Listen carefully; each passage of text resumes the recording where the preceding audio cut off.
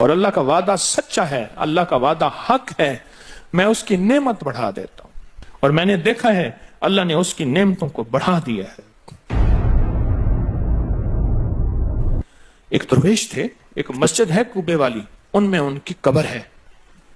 کچھ زیادہ سال نہیں گزرے، زیادہ سے زیادہ 40-50 سال گزرے ہوں گے۔ وہ جب دنیا سے فوت ہو گئے تو ان کی دل کی دھڑکن بہت تیز تھی۔ دل زندہ ہے کہ نہیں، فوت ہو گیا۔ ڈاکٹر کو بلایا، اس نے کہا جی جسم سارا فوت ہو گیا ہے۔ اس نے کہا دل، انہوں نے کہا دل نہیں مرا۔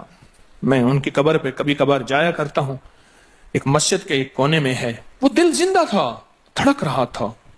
آخر طے ہوا یہ دل زندہ ہی رہے گا، اس اللہ کی امانت کو لحد میں پہنچا دو۔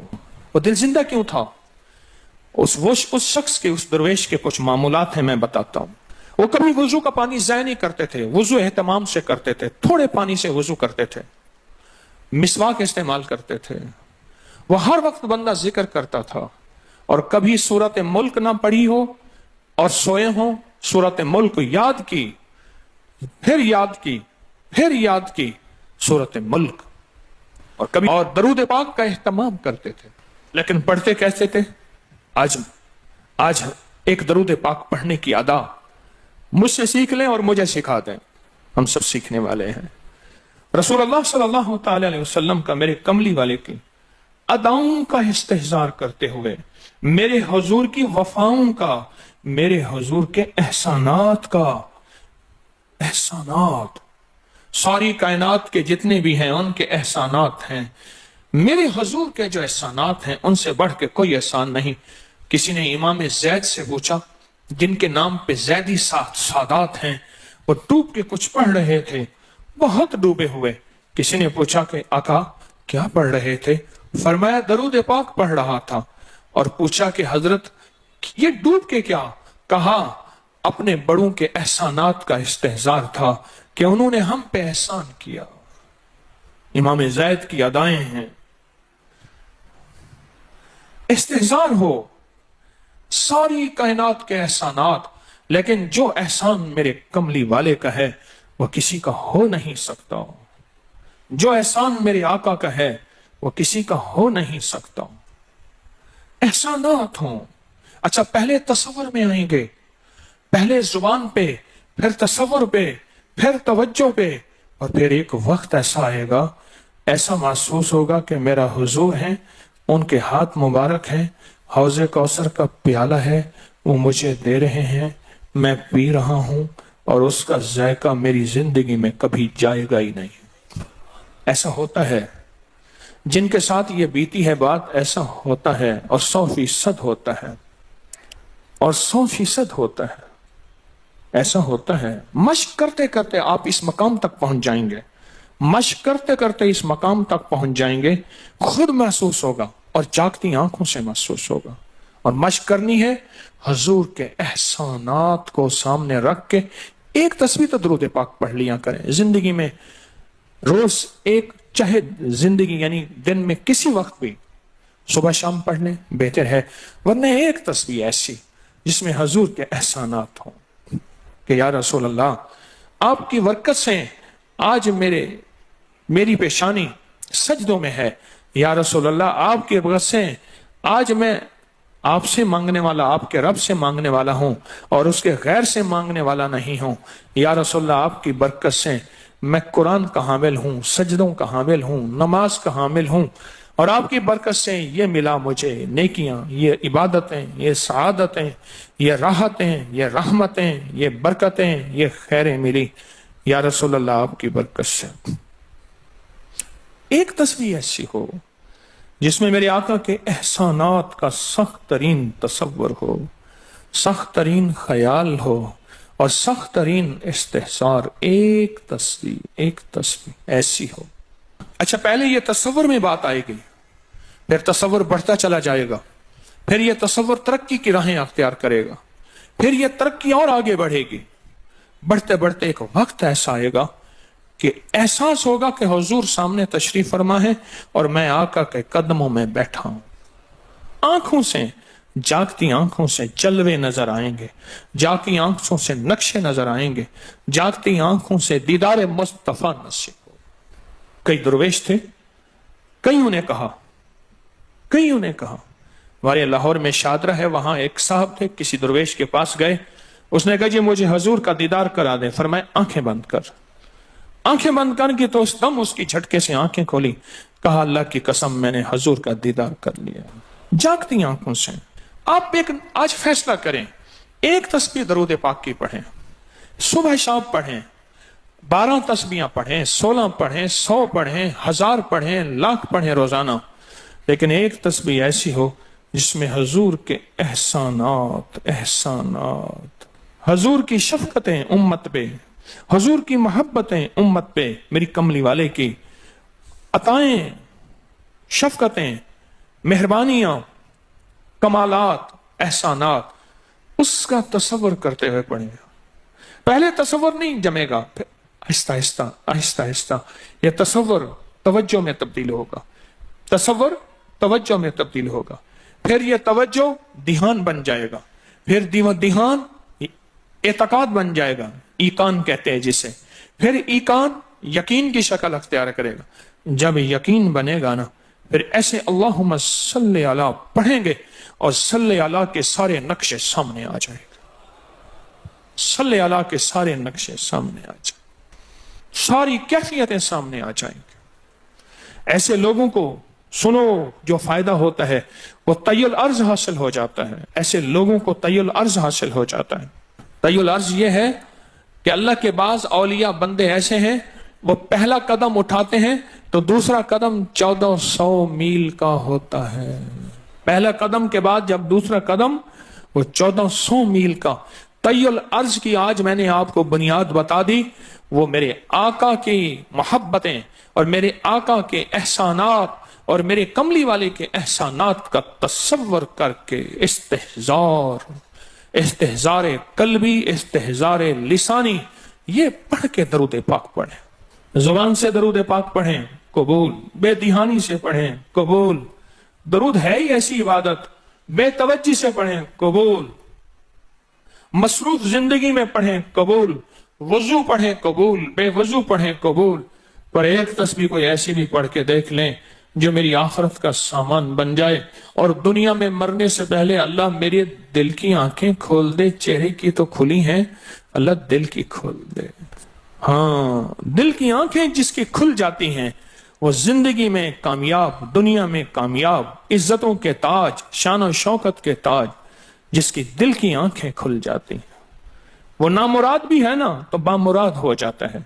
और जो बंदा हजूर के एहसानात के साथ एक तस्बीह दरूद पाक की पढ़ेगा वो नामुराद से बामुराद होगा। और बामुराद कैसे होगा, जरा गौर से सुने। बामुराद कैसे होगा, जरा गौर से सुने। बामुराद ऐसे होगा, बामुराद ऐसे होगा कि अल्लाह पाक अगर उसकी पेशानी पे बदबख्ती, शकावत, जिल्लत, लानत लिखी है, अल्लाह दरूद पाक इस्तेहज़ार से पढ़ने की बरकत से उसकी पेशानी पे रहमत, अता और शफकत, मेहरबानी, मोहब्बत और करम लिख देता है। एक तस्बीह ऐसी पढ़ लें जिस एक तस्बीह पे इस्तेहज़ार हो, दिल की कैफियतें, दिल की गहराइयां हो, जिस एक तस्बीह पे। उस एक तस्बीह के बाद फिर आप अपने वजूद को देखें। एक फायदा और होगा, जो जिन्होंने ये अमल किया उन्होंने बताया। एक फायदा और होगा, वो फायदा ये होगा कि जिस्म हवाओं में तहलील हो जाएगा, ये वजूद खत्म हो जाएगा, ये जो मौजूदा वजूद है। देखें, आप जो ख्वाब देखते हैं ना, वो भी आपका वजूद होता है, वो रूह की दुनिया का वजूद होता है, ये तन और मन की दुनिया का वजूद है। इस वजूद को फना है, रूह की दुनिया के वजूद को फना नहीं है, बका है।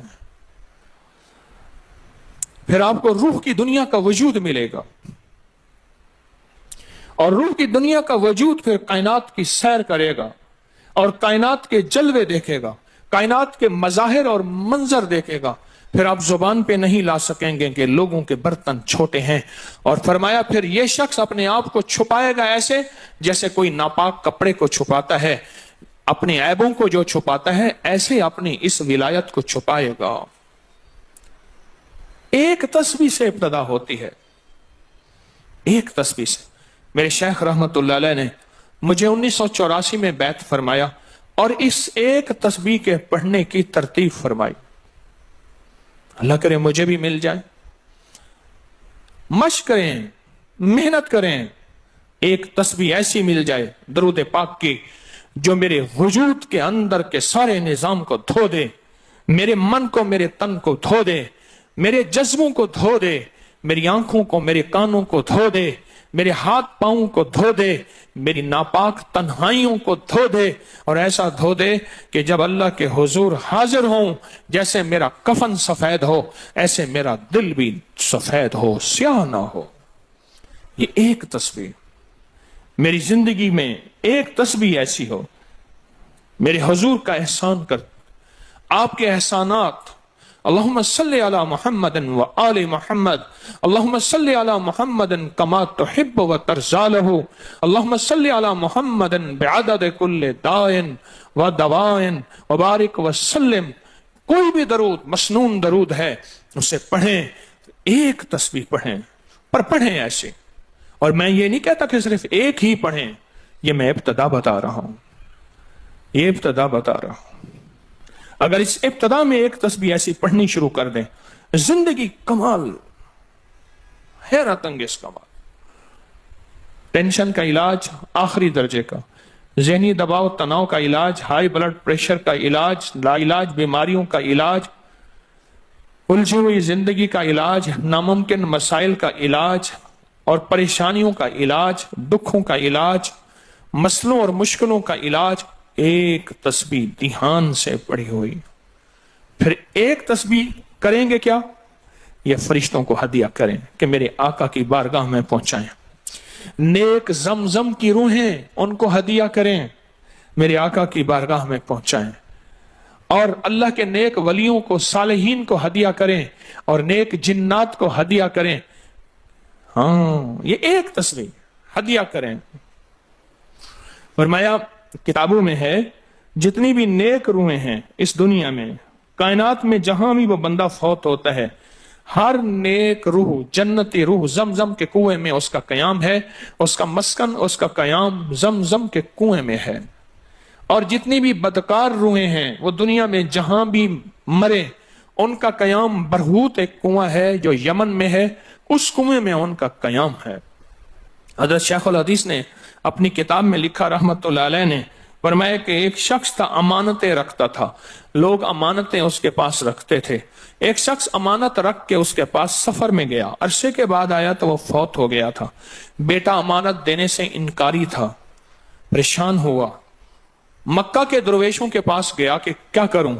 فرمایا رات کے آخری پہر میں زمزم کے کنویں پہ جا اور آواز دے اس شخص کو جو امانتیں رکھتا تھا, تجھے پہلی آواز میں جواب دے گا اور تجھے بتائے گا کہ تیری امانت کہاں ہے. رات کے آخری پہر میں گیا, سلام کیا, اس شخص کو آواز دی, آواز نہ آئی, پھر آواز دی, جواب نہ آیا, پھر 3 بار, آخر واپس آیا. صبح درویشوں کے پاس پھر گیا, کہنے لگے انا للہ و انا الیہ راجعون. لگتا ایسے ہے کہ وہ زمزم کے کنویں کی روح نہیں ہے, لگتا ہے کسی خطا کی وجہ سے کسی پکڑ میں ہے. جاؤ یمن میں برہوت کے کنویں پہ, وہاں جا کے آواز دو.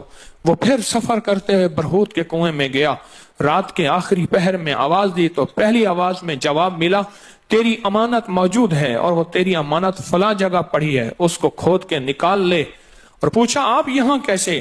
کہا کہ بس کوئی عمل ایسا ہو گیا تھا جس عمل کی وجہ سے میں اس وقت بدکار روحوں کے ساتھ ہوں. جتنے بھی نیک روحیں ہیں پوری کائنات میں, ازل سے لے کر ابد تک, آخری دم تک, آدم سے لے کر آخری دم تک, جتنی بھی نیک روحیں ہیں وہ ساری نیک روحیں, وہ ساری نیک روحیں زمزم میں رہتی ہیں. جو درود پاک پڑھیں, جو نفلی عبادات پڑھیں, جو تسبیحات پڑھیں, جو ذکر کریں, جو ہدیہ صدقہ کریں, وہ کیا کریں, ساری فرشتوں کو پہلے ہدیہ کر دیں, فرشتوں کو ہدیہ کر دیں. ان میں وہ فرشتے بھی موجود ہوں گے جو میرے حضور کے روزے پہ جائیں گے.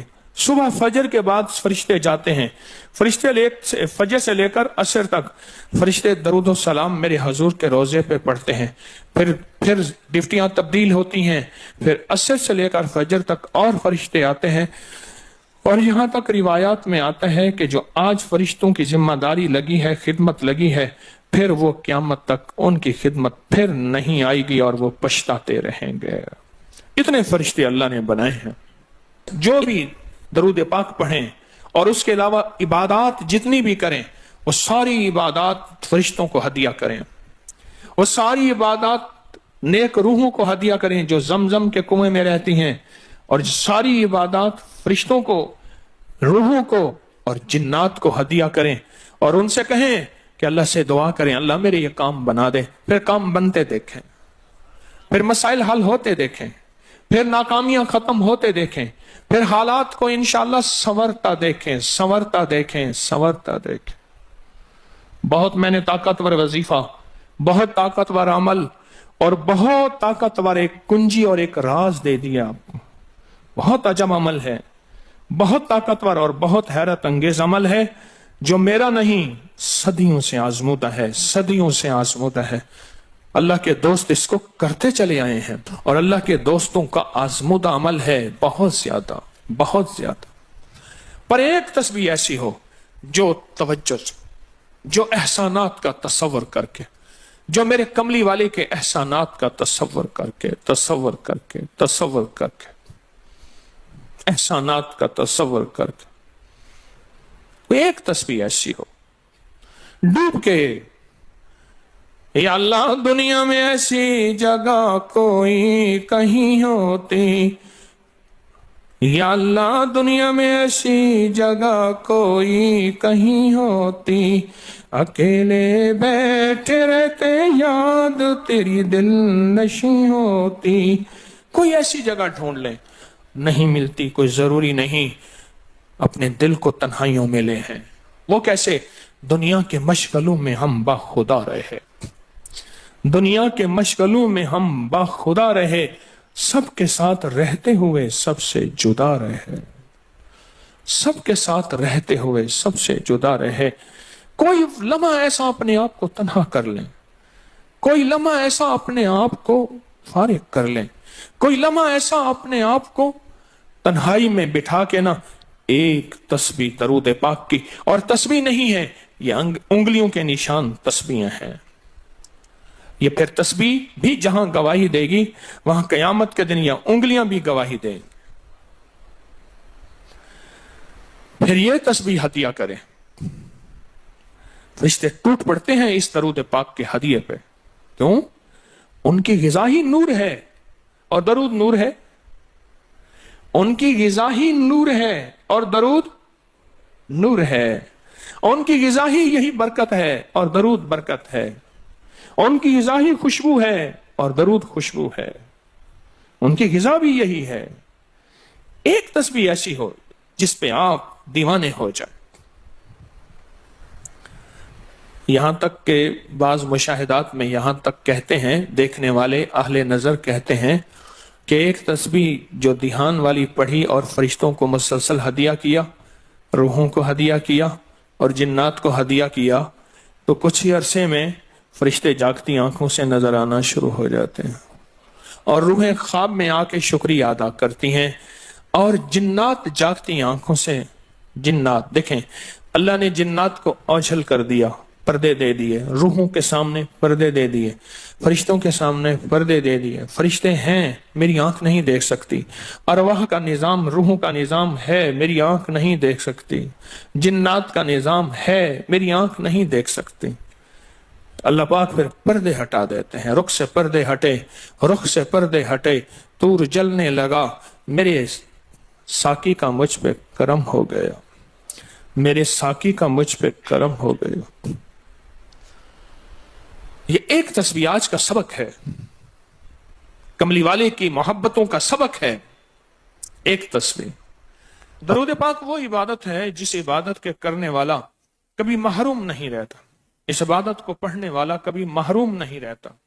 درود پاک وہ عبادت ہے، ہر عبادت کے لیے اخلاص کی ضرورت ہے، مخلص ہونا ضروری ہے۔ ہر عبادت کے لیے، ہر عبادت کے لیے اخلاص اور مخلص ہونا ضروری ہے، لیکن درود وہ عبادت ہے جس کے لیے مخلص ہونا بھی ضروری نہیں۔ اگر کوئی بندہ دکھاوے کی نیت سے درود پڑھتا ہے تب بھی قبول ہے، قبول ہے، قبول۔ لیکن مومن کبھی دکھاوے کی نیت سے پڑھ ہی نہیں سکتا. مومن کے اندر تو للہیت اور اخلاص ہوتا ہے اور اللہ کی رضا ہوتی ہے. مومن کبھی دکھاوے کی نیت سے درود نہیں پڑھتا.